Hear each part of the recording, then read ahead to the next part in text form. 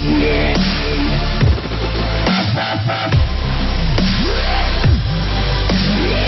Nationals could add to their lineup. Jacqueline Martin AP, by Chelsea Janes, August 6 emailed the author, as of late Sunday night, the Washington Nationals remained in talks with veteran reliever Greg Holland, a right-hander who has closed in the World Series, but who was released by the street Louis Cardinals last week. Earlier Sunday afternoon, they traded Sean Kelly, whose departure was a foregone conclusion, after they designated him for assignment Wednesday. The Oakland Athletics sent international bonus pool money to Washington in return. The non-waiver trade deadline on July 31 marked the unofficial end of the trading season, but rosters can evolve until September. 1. When any player who is going to participate in the playoffs must officially be a part of the organization for which he will play.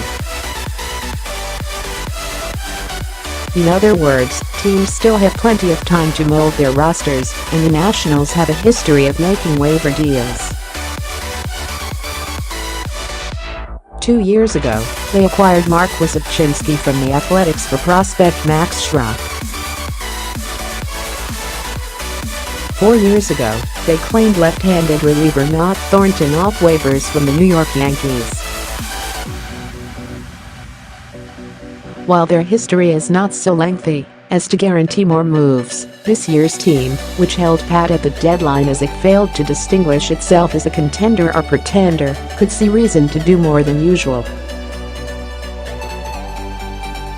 Should the Nationals finalize a deal with Holland, and as of late Sunday night, no deal was official, according to a person familiar with the situation, they would be taking a chance on a 32-year-old with a 7.92 ERA who couldn't stay healthy in St. Louis this season.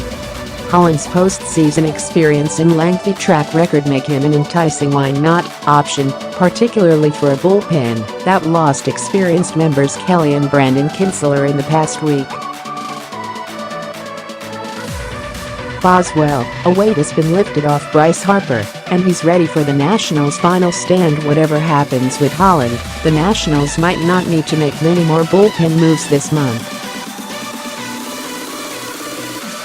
They have right-hander Cody Glover in Class AAA Syracuse, where he has a 2.57 ERA in 7 appearances and has struck out 15 batters in 10 2/3 innings.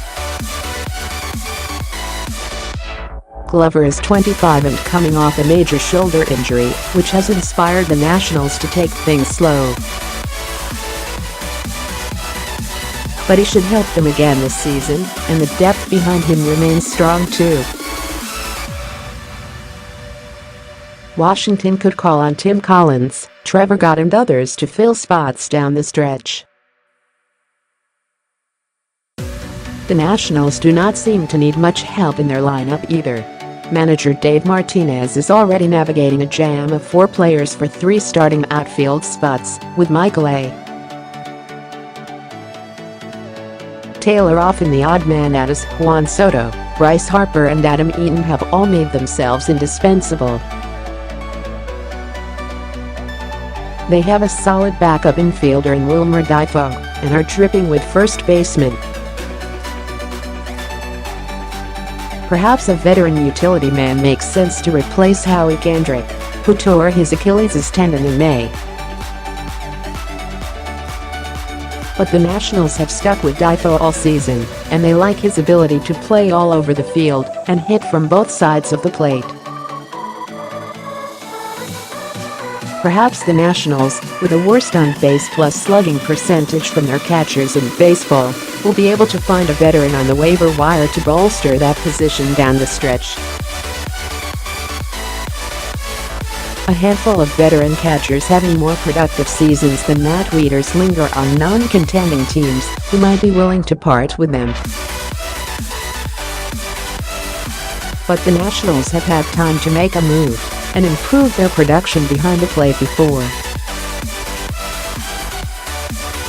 They have stuck with Wieters all season. The Nationals are also considering short-term help in the rotation, according to people familiar with their plans. The greatest indictment of their starting pitching depth, weakened by injuries to Steven Strasburg and Eric Fed, is that Jeffrey Rodriguez will start Tuesday's series opener against the division rival Atlanta Braves in the midst of a pennant race. While Tommy Milone has emerged as a steady veteran presence, Gio Gonzalez continues to struggle, making the Nationals seem vulnerable in the rotation at a time when they cannot afford cracks in what is normally their armor against extended mediocrity.